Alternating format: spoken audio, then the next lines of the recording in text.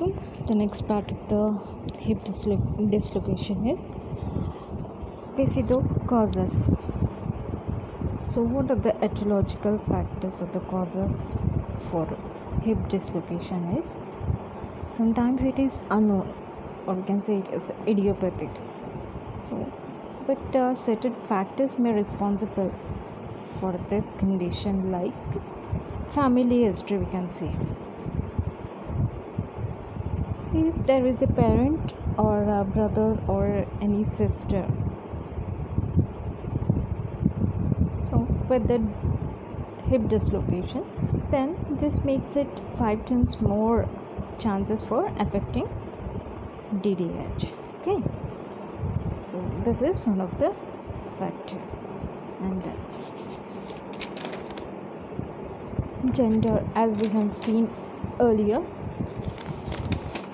female babies are more affected than male babies, and in cases left hip is more affected than the right hip.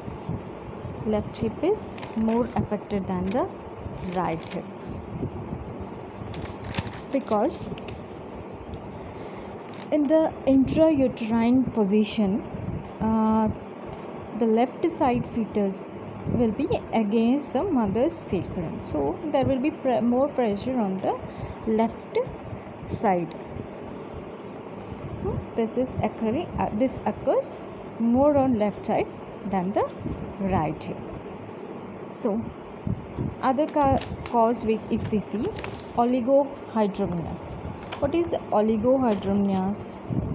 There will be less amniotic fluid. So if there is less amniotic fluid, the movement of the baby will be little difficult. It will be difficult for proper movement of the fetus. So because of that decrease in movements, there will be stress on the hips. This is one of the cause. Next is firstborn child will be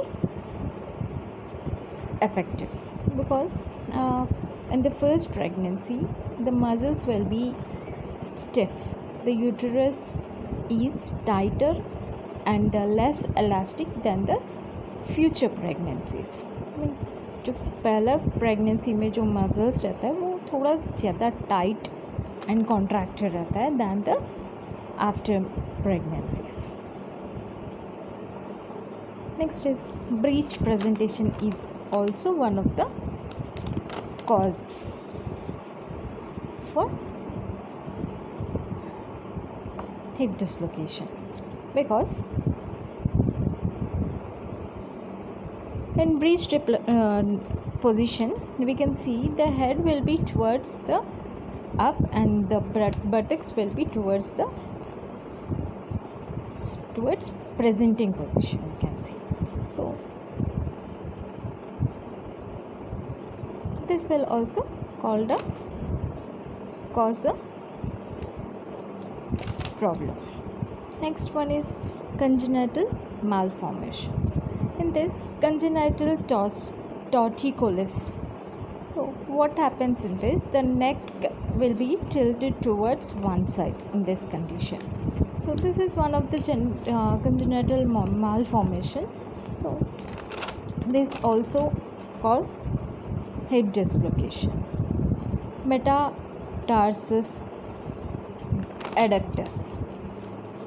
So this is a condition also called as metatarsus varus. Metatarsus varus. It is a common foot deformity noted at the birth. It is a common deformity when it is noted